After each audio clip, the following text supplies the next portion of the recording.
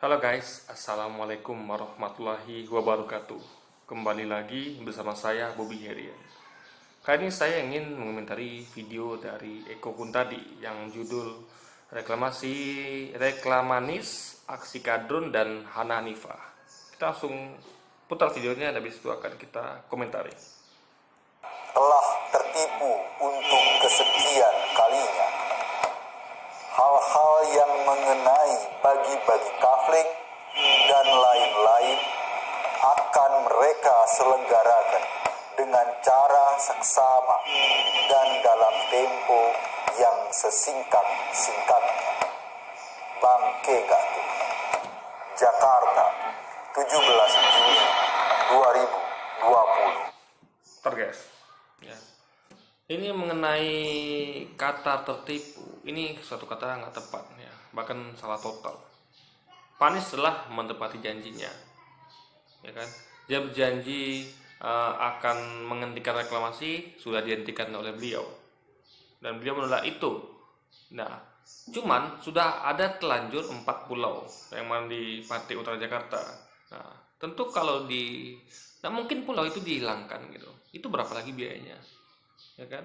Nah, jadi yang ada adalah pulau yang sudah jadi itu dimanfaatkan karena sudah terlanjur, nasi udah jadi bubur. Nah, bubur itu nggak mungkin dibuang, ya.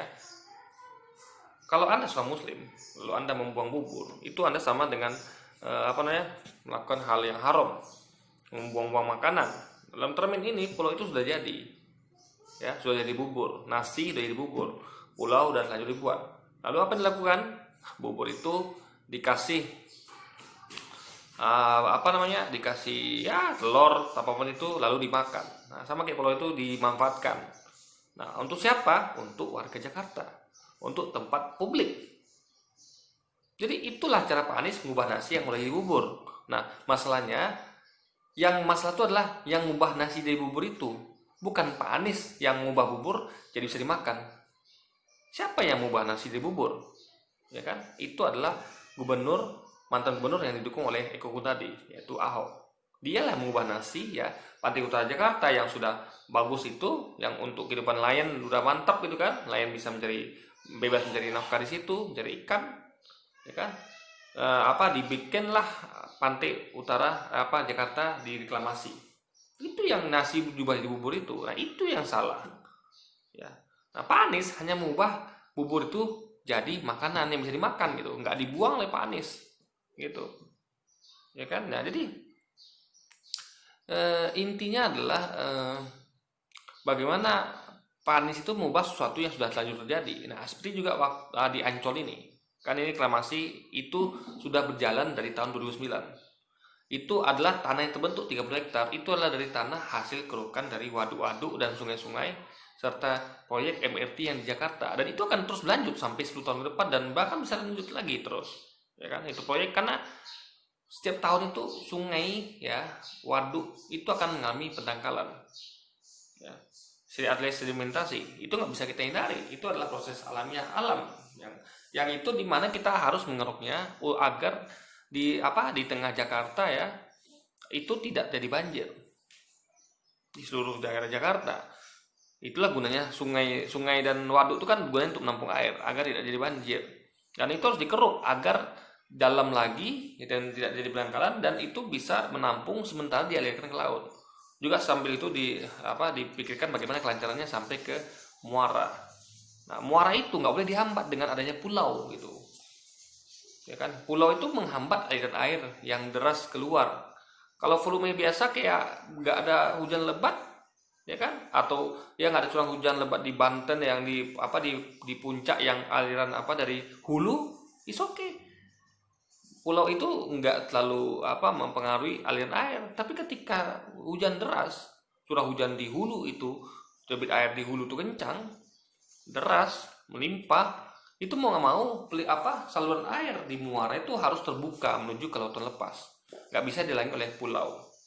Nah, pulau itu yang dibangun di Pantai Utara Jakarta, yang dibangun Ahok, itu menghambat aliran debit air yang menuju muara, sehingga air itu tertahan oleh pulau yang ada di depan dia, dan air itu mengalir ke kiri kanan melewati pulau baru ke laut lepas, dan itu tentu akan menghambat aliran air. Itu yang menyebabkan banjir bisa parah gitu. Nah, di pantai Ancol itu beda kasusnya.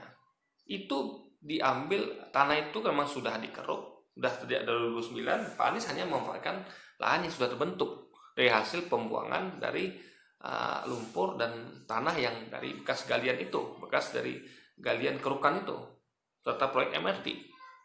Jadi dia tidak membuat daratan baru, tidak membuat daratan baru di laut, tapi nyatu dengan daratan di teluk itu, teluk Ancol, ya.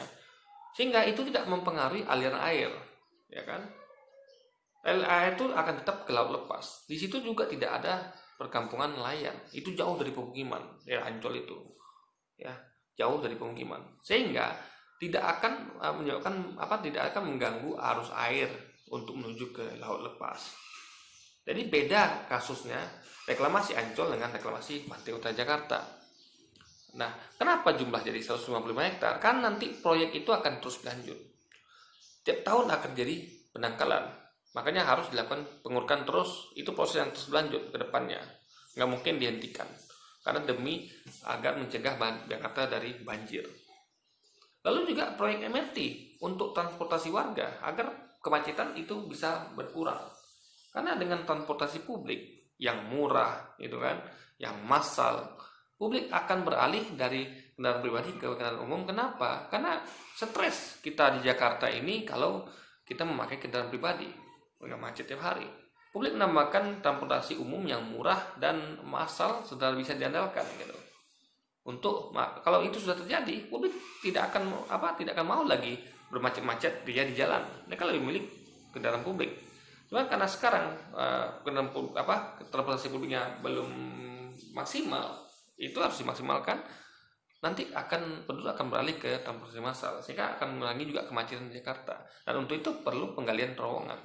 Karena MRT itu kan bagusnya di bawah tanah gitu guys, agar tidak mengokupasi jalanan yang ada, sehingga ada jalan itu menjadi jalan itu menjadi banyak gitu kan, ada yang di bawah tanah, ada di sana, sehingga yang di sana tidak mengokupansi jalanan yang di sana, sehingga menambah macet tentunya. Maka dibuat jalan alternatif bawah tanah dengan transportasi massal, sehingga tidak mengganggu jalan yang sudah ada gitu, memperluas jalan lebarnya gitu guys. Nah itu tentu tanah kerukannya mau dibangun mana? Ya ke Ancol lagi.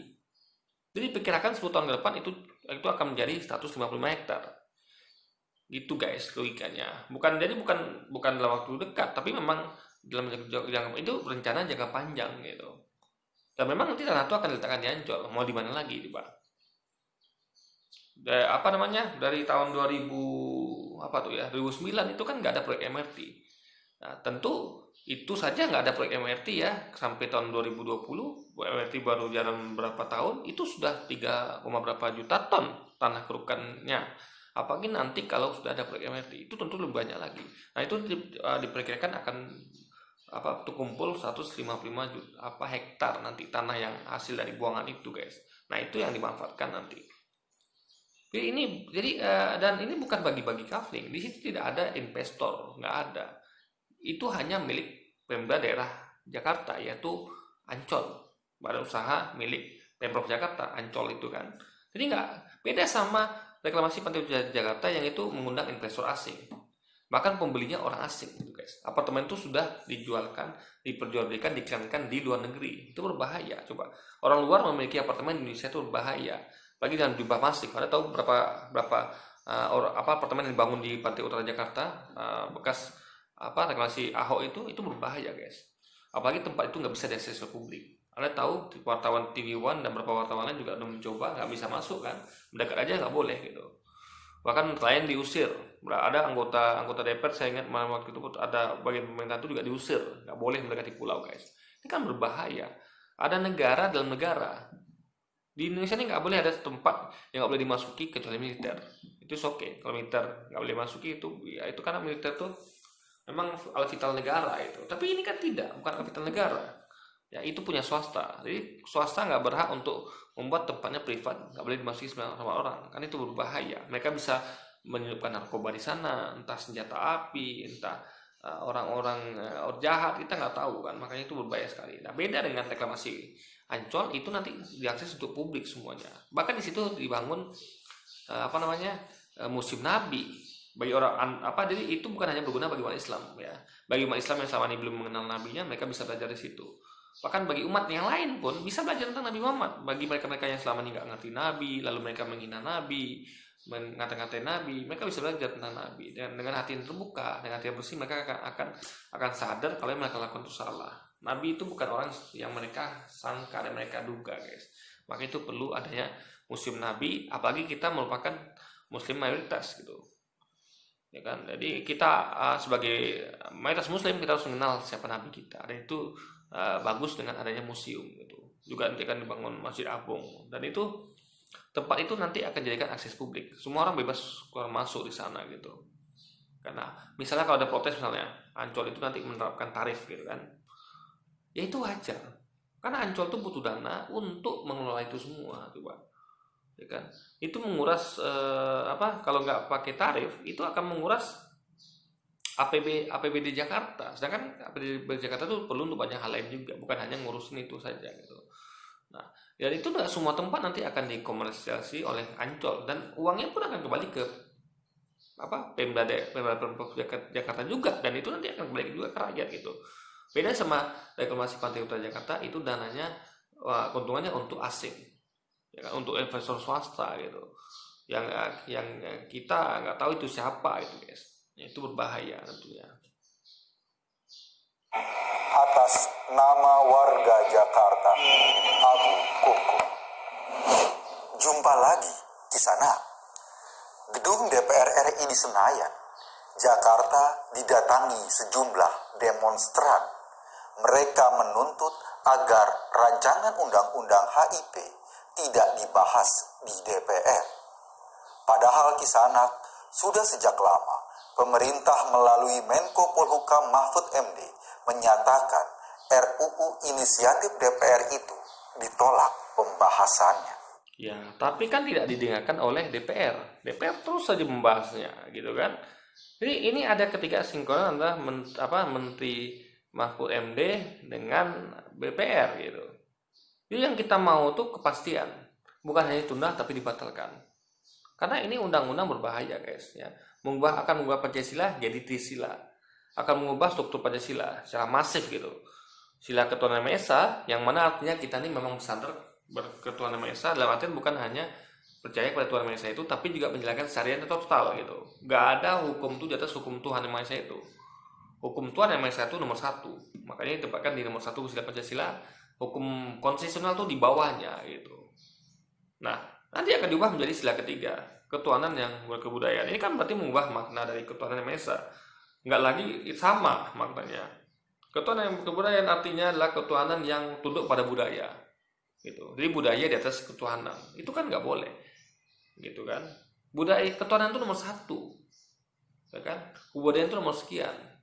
Kebudayaan harus tunduk pada ketuhanan, bukan ketuhanan yang tunduk pada kebudayaan. Nah, itu berbahaya. Itu akan merubah negara kita bukan lagi negara yang agamis, negara yang religius, tapi akan jadi negara yang berkebudayaan gitu kan, dan jauh dari nilai-nilai keagamaan. Itu kita tolak pembahasannya. Jadi dia harus dibuktikan. Ingat, harus dibuktikan. Maka kita perlu dorong dengan demo agar itu bukan hanya ditunda tapi tidak lagi dibahas gitu, guys. Di cancel. Kalau sebelum ada ketok palu ini dibatalkan, demo akan terus berlangsung. Tetapi karena mereka sudah kebelet demo Kisanak, masih saja aksi massa digelar di tengah pandemi dengan melibatkan anak, kemenakan, ibu, bapak, paman, tante, kakek, nenek, dan tetangga. Mirip iklan mobil zaman dulu. Dalam suasana pandemi seperti ini, setiap berkumpulnya massa berisiko terjadi penularan. Ini bisa mengakibatkan Jakarta jadi pusat pandemi nasional. Gini guys ya, kita harus tahu hukum sebab akibat. Nggak akan ada akibat kalau ada sebab. Yang bengkelnya adalah yang sebabnya itu. Siapa pengusung undang-undang HIP ini? Itu yang diusut seharusnya. Bukan rakyat yang demo gitu. Dan demo tuh hanya menyampaikan aspirasi. Ya. Mereka demo, kenapa mereka nekat demo di kondisi pandemi? Karena ini adalah suatu yang urgen. Ya. Mereka nggak mau Pancasila diubah-ubah, ya kan? Eko Kutadi katanya apa? Kami Pancasila, ya kan? Orang-orang Eko Kutadi dan lainnya itu mengatakan yang spam dengan dia tuh kita lihat selama ini jagonya lah, aku Pancasila, aku NKRI. Faktanya dia tidak bela Pancasila, dia membiarkan Pancasila mau diubah jadi Trisila. Jadi makanya guys, antara kata-kata Eko Kutadi dan orang-orang seperti dia dengan kenyataannya itu bertolak belakang. Justru kita lah yang kita dituduh anti Pancasila, justru kita yang memperjuangkan Pancasila dengan menuntut agar Pancasila tidak diubah jadi Trisila gitu. Dan sila Pancasila itu jangan diotak-atik lagi. Ketuhanan Maha Esa jangan diganti jadi ketuhanan yang berkebudayaan, dan jangan juga dipindahkan ke sila di bawahnya gitu guys.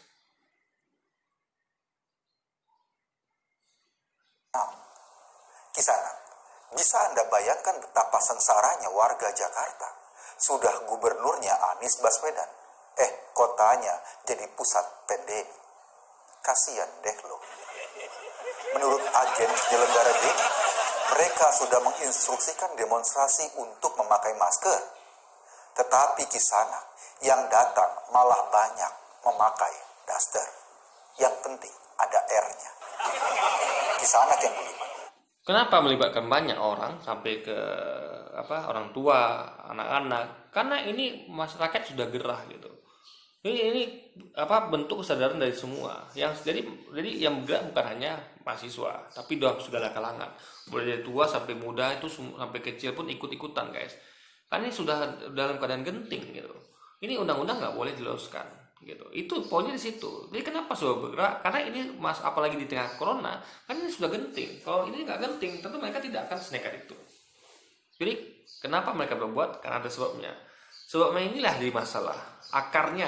Kalau rumput ya, kalau Anda mau tuntaskan rumput itu, akarnya cabut. Nggak bisa hanya motong rumputnya, dia akan tumbuh lagi.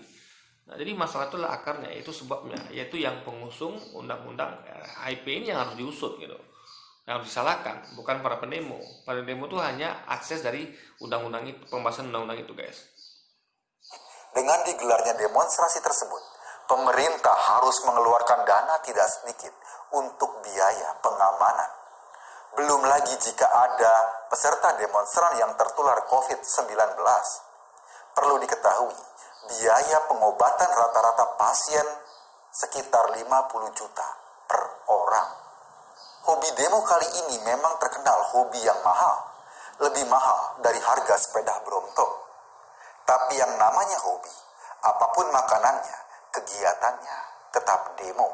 Sebab demonstrasi adalah jalan ninja mereka. Yang bikin gaduh itu yang harus diusut, bukan pendemo gitu kan. Kan saya udah katakan berkali-kali, kalau nggak ada sebab maka ada akibat. Yang orang-orang yang suka buat sebab inilah yang harus diusut. Kenapa buat gaduh terus gitu? Udah banyak kasus negeri ini yang buat gaduh. Perusahaan inilah, itulah, ya kan? Intinya adalah hentikan penyebabnya, maka demo tidak akan ada. Selesai perkara gitu kan. Tapi Anda tidak ngerti kan hal ini Eko. Ya, Anda kira masyarakat kita ini bodoh. Masyarakat kita ini nggak pintar. Enggak, mereka cerdas. Mereka tahu ada isu ini berbahaya, rancangan undang-undang HIP ini berbahaya, dan mereka bergerak. Dan mereka dididik oleh para pengamat. Dan mereka melihat analisis dari para pakar. Mereka mendengar dari para ulama. Sehingga mereka bergerak gitu. Jadi mereka sudah punya kesadaran dalam berpolitik, mereka punya kesadaran dalam bernegara, berpancasila, ber-NKRI. Mereka sudah punya kesadaran. Mereka melihat setiap ada hal-hal yang membahayakan negara, mereka akan turun ke jalan demi untuk menyelamatkan NKRI dan Pancasila yang hendak diganti menjadi Trisila. Kisah anak yang mulia, dalam kitab suci menjelaskan bahwa sesungguhnya manusia terbuat dari tanah. Barangkali orang-orang yang hobi membuat kekacauan ini dengan demonstrasi dulunya terbuat dari tanah sengketa. Atau paling tidak di sana mereka terbuat dari tanah galian kabel. Nah, ini Eko tadi ini menghina orang-orang ini. Ya, dikatakan mereka terbuat dari tanah sengketa dan tanah galian kabel. Ini Eko ngomong ini jangan ngerti agama, guys. Coba Anda bayangkan ya. Tanah dimaksud di Al-Quran itu bukan tanah yang ada sekarang, tapi tanah yang ciptaan awal. Allah dahulu menciptakan tanah. Tanah itu masih murni, belum ada dulu tuh galian kabel ya. Zaman Adam kan manusia itu diciptakan dari Adam, tanah Adam gitu. Kan lalu tanah itu bereproduksi. Di Allah tuh bukan buat tanah baru, tapi tanah itu bereproduksi gitu ya. Manusia pertama Adam diciptakan dari tanah, dan tanah itu bereproduksi menghasilkan tanah lainnya. Jadi beda sama tanah galian kabel. Dulu waktu Adam diciptakan itu nggak ada tanah galian kabel, nggak ada tuh tanah sekitar, nggak ada ya. Apakah Adam nih yang kita diciptakan dari tanah galian kabel atau tanah sekitar? Tidak, beliau diciptakan di tanah murni. Nah itu tanah itu bereproduksi menjadi kita sekarang gitu ya kan. Jadi mana bukti kalau Allah menciptakan manusia dari tanah galian kabel atau tanah sekitar? Eko boleh saja menuju, tapi jangan mangkut hal ranah agama. Ini sensitif loh, ini menyangkut isu sara gitu. Apalagi menghina orang-orang yang beragama Islam, yaitu merupakan saudara Eko sendiri. Kalau Eko merasa sebagai seorang Muslim, Eko haram menghina saudara sendiri gitu. Tapi Eko dengan enteng melakukannya. Dia menghina peserta aksi 212, menghina peserta demo, menghina gubernur Muslim gitu kan. Ini Eko agamanya apa sih sebenarnya, saya tanya? Masa seorang Muslim menghina saudara Muslim yang lain, bahkan membawa kitab suci guys ya, ayat Quran yang mengatakan manusia terbuat dari tanah gitu. Ini jelas sekali suatu Eko ini harus belajar lagi lah tentang agama Islam gitu. Apa itu syariat, apa yang haram, mana yang halal gitu kan. Jangan kerjakan semua yang selalu hal-hal yang haram gitu ya kan. Seakan-akan Eko ini nggak ngerti agama gitu guys. Pada waktu yang lain, banyak orang tua murid di Jakarta yang demo juga atas kebijakan Kepala Pendidikan DKI Jakarta yang menyebabkan banyak siswa terlantar sekolahnya. Anak-anak cerdas karena usianya masih muda tidak bisa masuk sekolah negeri karena sistem masuk yang amburadul. Sebab kursi mereka ditempati anak lain yang usianya lebih tua. Kisana, mungkin anak-anak Jakarta sekarang mulai berpikir, buat apa belajar susah-susah, mending ikut demo saja sampai tua. Nanti toh, sekolah favorit juga. Kisana, entah berapa biaya per orang setiap peserta demonstrasi. Namun yang pasti, tarifnya tidak akan lebih mahal dari HH yang tertangkap kemarin di sebuah hotel di Medan. Menurut informasi, tarif HH ini sekitar 20 juta rupiah saja. Mengenai dana demo, itu Anda perlu tahu ya, itu dana itu dari dana umat. Umat menyumbang. Ingat waktu itu Ustaz Basri Nasir pernah dimasalahkan karena beliau menggunakan kelebihan dana sumbangan umat itu untuk saya lupa waktu itu untuk apa beliau gunakan, tapi itu umat pun tidak mempermasalahkan. Jadi jangan kira umat Islam itu kere ya. Jangan kira umat Islam itu kere. Enggak. Umat Islam itu tidak kere kuku tadi. Akan Kisana jika uang itu didistribusikan dan kepada para pendemo, mungkin akan lebih bermanfaat untuk masa depan anak-anak para pendemo. Kisana yang unik, seorang pakar pernah mengajukan pertanyaan, apakah bedanya demo dengan aksi? Ternyata Kisana, demo rodanya hanya ini, kalau aksi rodanya mati.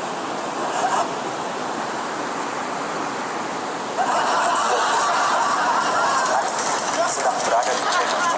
Oke guys, jadi mungkin sekian dulu video kita kali ini. Kebetulan hari hujan deras ya, jadi kebetulan saya mungkin agak kedengaran. Sampai jumpa lagi di video-video selanjutnya. Wassalamualaikum warahmatullahi wabarakatuh.